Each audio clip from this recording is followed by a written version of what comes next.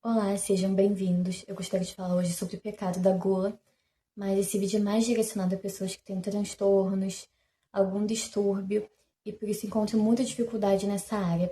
E eu tô falando sobre isso porque eu vivi isso e então eu gostaria de falar com muito carinho, porque por experiência própria eu sei que algumas coisas podem ser mais difíceis para algumas pessoas do que para outras. Eu gostaria de começar lendo uma palavra que está em Provérbios, no capítulo 25, no versículo 27. Não é bom comer mel demais, nem é honroso buscar a própria honra com excessos.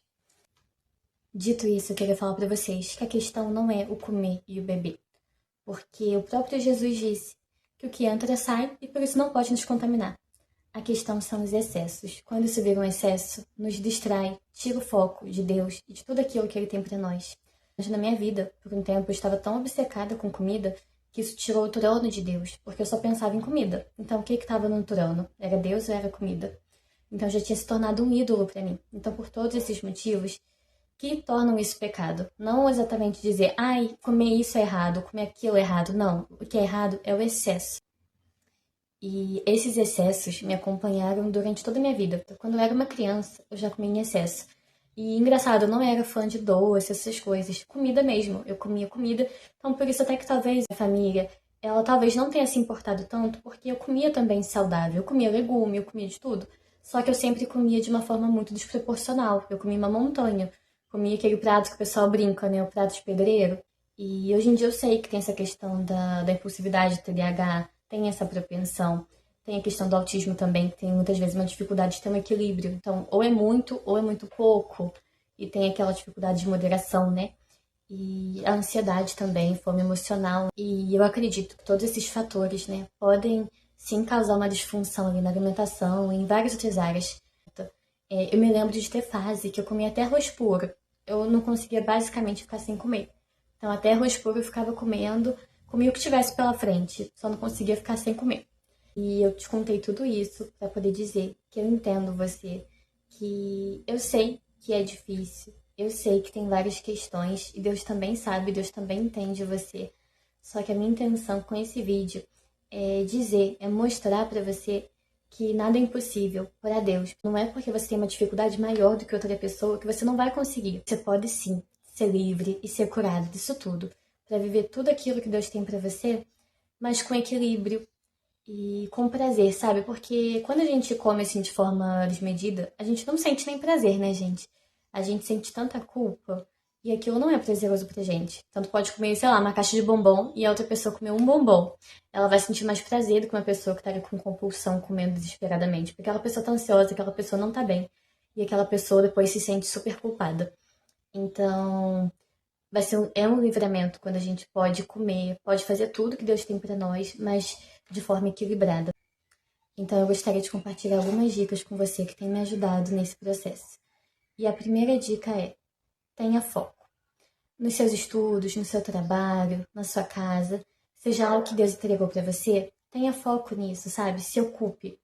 Porque eu percebo que no meu caso, pelo menos, esses últimos episódios que eu tive de compulsão, eu estava desfocada. Mesmo Deus me entregando tanta coisa para fazer, eu não estava me dedicando. Permiti que a minha mente ficasse vazia. E isso dificultou muito. E me deixou com muita compulsão alimentar, sabe? A mente muito ansiosa por não estar fazendo aquilo que deveria estar fazendo. A segunda dica: tenha hobbies, visite lugares novos, sabe? Busque, sei lá, livros que você gosta de ler. Busque outros prazeres, que não seja só comida. A gente precisa desmistificar esse ditado que o pobre só tem prazer na comida. Ah, já que não dá para viajar para Paris, eu vou comer.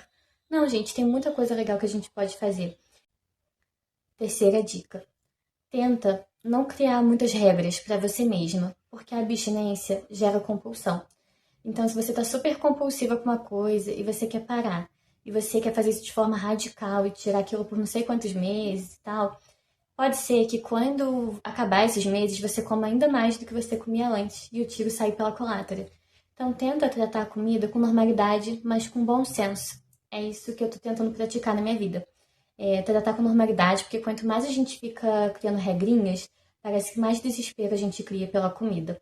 Porque pelo menos pra mim foi assim. Quanto mais regrinhas e mais culpa, né? Porque eu também me sentia muito culpada. E parece que isso piorava ainda mais as coisas, porque mais desespero eu criava para comer e mais eu dava mais importância para aquilo do que deveria ter na verdade, né? Porque de tanta culpa, tanta ansiedade, tanta regrinha, eu estava dando tanta importância para a comida que ela estava sendo o centro da minha vida, eu só pensava naquilo.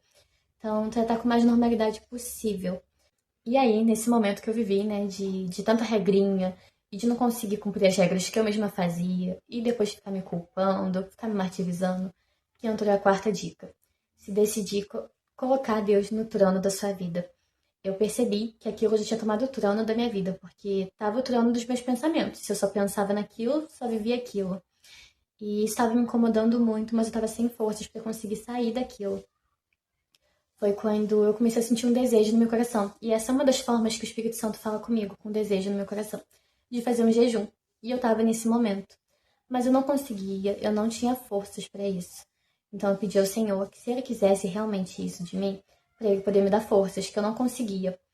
E aí Ele me deu, e eu me decidi colocar Ele no centro, no trono da minha vida, e fazer aquele jejum mesmo sem forças. E eu senti tanta paz, me senti tão preenchida de novo. E porque eu tava sem paz, gente, porque a comida tava no centro. E eu nasci para adorar o Senhor.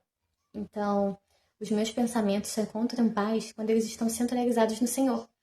Em qualquer outra coisa, eu não tenho paz. E é engraçado porque eu não consegui concluir o jejum. Eu comecei a me sentir mal, tive que entregar. Mas eu senti paz, mesmo tendo que entregar o jejum.